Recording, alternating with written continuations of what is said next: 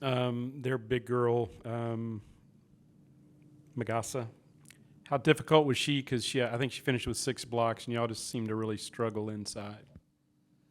Yeah, I feel like just in general, she was really long. So when you play a long post in general, it's really hard to get that ball up, and she was really good at blocking, and we knew that. So just being able to work on getting up our post moves and being able to be quicker up to the basket is just something we can work on definitely moving into the next game.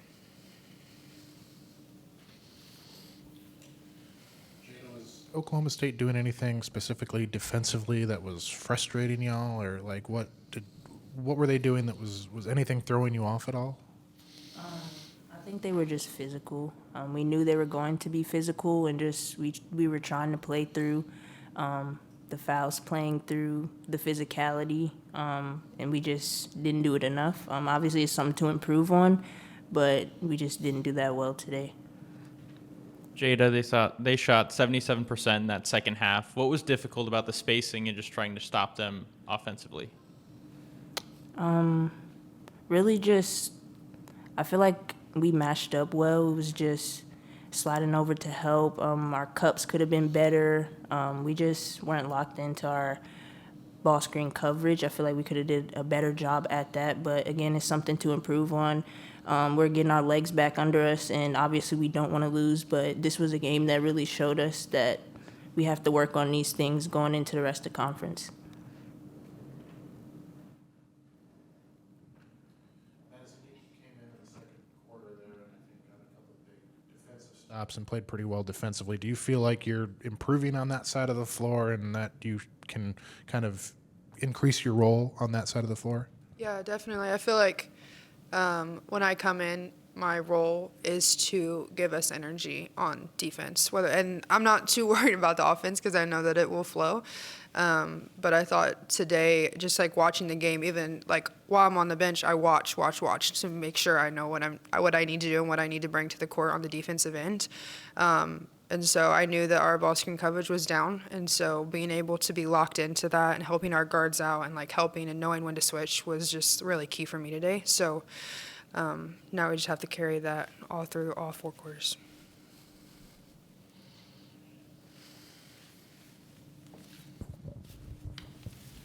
Sorry. Jada, just right after the game, kind of what was Coach's message to you guys, and how do you go about flushing a game like this when you're right back at it in just a few days?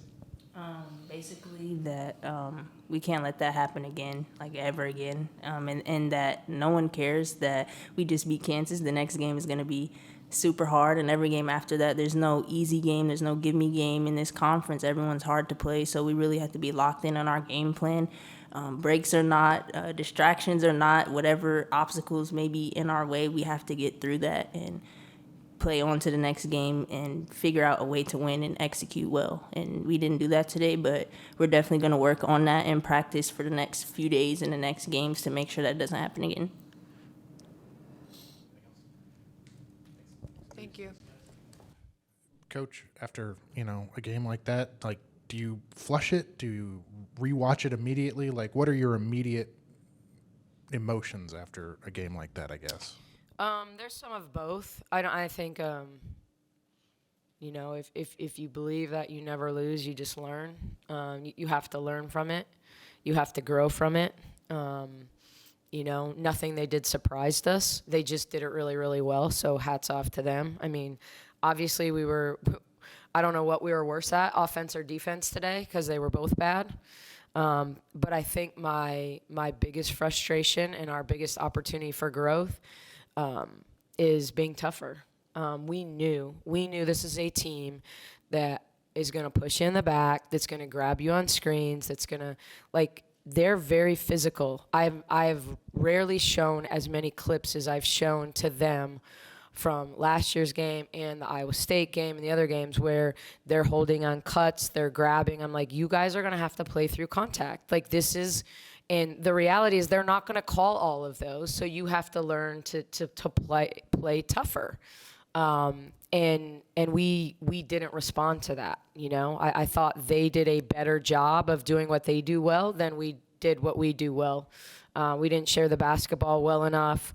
When we went in the lane, we needed to do a better job playing off two, get to balance, use a little shot fake, a step through, drop it off, because the help was coming. They stripped us. They probably fouled us a lot, and it didn't get called.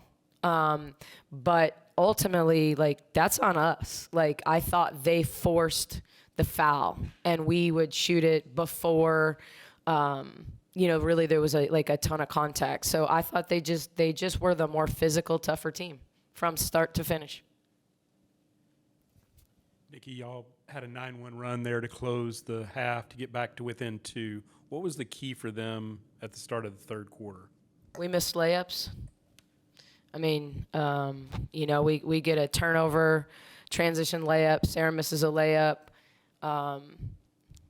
and we don't get back in the play, and they hit a 3. So I think it was just it piled on. It was a breakdown at both ends where we drive, we'd miss it. Like, I think we missed 4 layups on our first 6 possessions, and I'm talking point blank at the rim layups.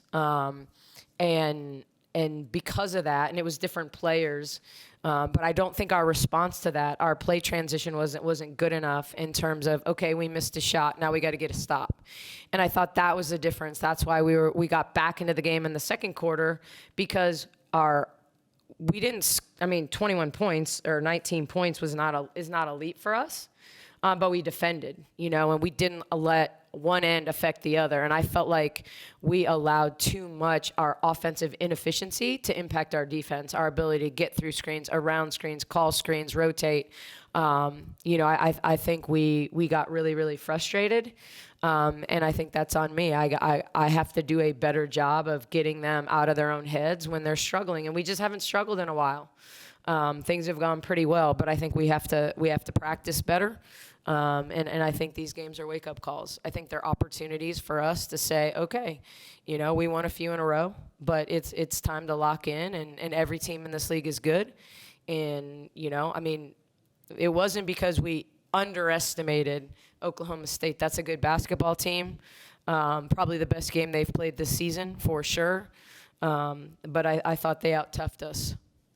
You mentioned that toughness. Just how do you go about kind of addressing that? Is it mental, physical, both? Like, how do you go about, trying to improve It's that? both. It's we drill it every day. We start practice with a hold the line drill where you got to play through a pad. And so I don't think it's and we have to be willing to play. We don't, and I don't think anybody else does either. So but we get pretty used to our practice guys, and they're pretty awesome, and they all go home for Christmas break. So we have to play against each other. And I thought our foul discipline wasn't good, and it wasn't good against Kansas, and it didn't hurt us against Kansas, but it hurt us today. Like, I thought we bailed them out of shots that they weren't going to make out of frustration. And so, I think it's both. They have to see it. But you have to work on it. It doesn't mean, the reality is, not every kid is naturally tough, you have to let kids play to their strengths. They're a little more finesse. We just didn't do a good job. If for instance, someone like Bugs in a physical game has got to play around, she's not going to meet physicality with physicality, but she can do a good job spinning off, stepping through, playing around. But Nettie's got to play through, and I think from that perspective, it's like we have to play to our strengths, and I thought we didn't do that. I don't think we played to our strengths. We allowed this, hey, I'm just going to put my head down and drive it to the basket and hope for the best, and there were probably some fouls in there. But I'm not sure I would have blown the whistle because I felt like we weren't on balance. We weren't under control. That's where I thought they did a better job playing on balance and under control. They were able to get downhill and force some issues for your team. How do you think this affects you, on the offensive end? Well, I think when you don't get stops, you don't get in transition. So it starts there. We're really good in transition. We're really good in flow and transition. We were taking the ball out of the net way too much.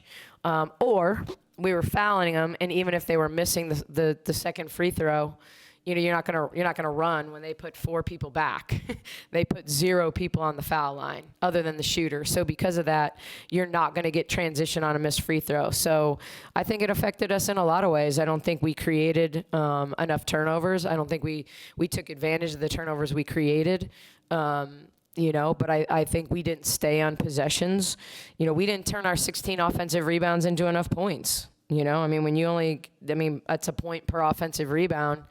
But they were as efficient, or more with their 8 offensive rebounds. So, I know, and they shot it better. There were fewer offensive rebounds to get. So I think it definitely affected us. I think our ball screen coverage was questionable for 3 of the 4 quarters. And we thought that, we grew. Our ball screen coverage wasn't good against Oregon or Indiana, and we've gotten better. Like, I think it's been better, but I think they tested it at a different level, and it wasn't good enough tonight. Yaya brought a lot of energy in that first half. How can you build on that performance and try and get that to spread? Yeah, I don't know that it's spread. I think you're going to have different players step up in different games. Yaya's been playing well. So I think for her, it's continuing to play well. When you've gained respect and that the team is struggling when, they basically face guarded Yaya in the second half. And that's when she's got to understand how to play. Like, you got to work a little harder to get open. You got to create tempo on a back cut. I think she had opportunities to back cut because of how they played her, but it was because she played so well in the first half. And she was the only one that shot the basketball well in the first half. Therefore, they're like, all right, well, we're not going to let Yaya beat us in the second half. So I thought that was a good adjustment by them, and we that should have made it easier for us. When you take one defender out of the fray, and you're 4-on-4, like that makes backside help tougher, and so I just don't think we played with a lot of tempo, ball movement, player movement, pace. We didn't flow from one side to the other. We allowed our frustration on foul calls, on different things to impact our ability to continue to play. And then how do you keep a game like this from snowballing? You've already done it a couple of times earlier in this season, but is that kind of amplified when you have Big 12 games and every opponent's it's basketball. This is basketball. This is what we do. I think this league is good enough that I doubt anyone's going to go undefeated. I could be wrong. We control that from here on out, regardless, other than Oklahoma State, unless they run the table. So, I just think it's about learning and getting better, and what Colorado presents is totally different. They're going to have size at most positions, but maybe not the quickness in ball screens. They're going to move it in their Princeton stuff and elbow actions, and so we're going to have to guard better. I think players love offense. All players love offense. But the nature of who we are is we're at our best when we get stops. And we put a lot of emphasis. If you walked into our practice gym, we probably are minimum 50% to 60% defense, and especially when we get into scout preparation. We really focus on our opponent. We focus on the fundamentals. We focus on being scout specific, and because we trust our offense and our personnel to move the ball, and we have enough weapons that, we want to take the other team's strengths away, and we really just didn't take anything away. Like, we didn't take their first or their last option away, and so I think that's where we just have to own it. This is like, it's all about accountability. It's about my accountability and what I can do better. It's about each of our players and their accountability and what they can do better individually, collectively. And I think we have a tendency, and I have to get them to understand that not one of them can do it alone. Not one of them can do it alone, because these are good kids and they're coachable kids, and they want to do what we want them to do. But I do think when you talk about a snowball, when another team gets on a run, we have a tendency to try to do it ourselves, rather than setting the screen that gets somebody else a shot. And that's where we have to get better. And it's not because I have selfish players. I just think you look across at our roster and the number of shots players take. We don't have selfish kids. We don't have kids that are all trying to get their numbers. But I do think that they're competitive enough that they want to make the play to get our team jump started. And unfortunately, when you have 4 players in a row try to make the play rather than make the screen to get somebody a better shot, rather than attack and get someone a drive and kick, a drive and drop type play, now everybody's just taking one shot. But it's snowballing because none of them have put the ball in the basket. So I think that's where we have to grow. To me, that's the consistency of our losses. A lack of ball screen coverage and us trying to do too much one-on-one. So I think that's where we have to grow. I gave whoever's next the blueprint, put us in middle ball screens and make us play one-on-one. So